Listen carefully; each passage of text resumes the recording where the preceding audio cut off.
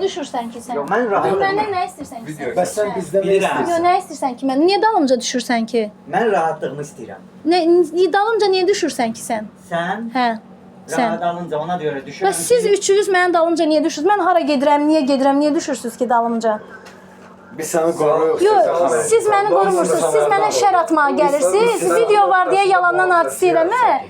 Xahiş edirəm əməkdaşım, mən sizdən mən sizin yanınıza gəlmişəm sözlə bağlı. Çıxarın da, bunlar mənim dalımca düşürlər. Çıxarın da, çox xahiş edirəm. Qeyri-qanuni deyiləm, mən cənab nazir Sahil Babayev yerləşdirib. Şər böhtan atma.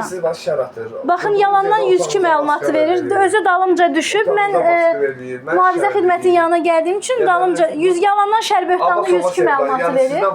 Bunu da əliliyinə istifadə edib bunu salırlar üzərimə. Bu Seymur adlı şəxs. Tanıyıram. Nə Fuad tanıyıram.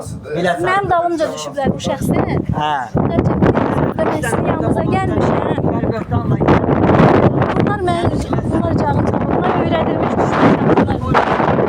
Sən həyətdə yatmırsan. Sən qapı gəlib döyməmişsən. Sən sübut eləyərsən ki, sən qapını döymüşsən. Binanı yığırsan boğaza. Sonra. Hə. Sən qapı gəlib döysəm o sübutu göstərərsən. Bu həyətə mən burada yaşayıram və mən burada yaşama hüququm var. Bəli. Sən məni narahat etdirəcəksən.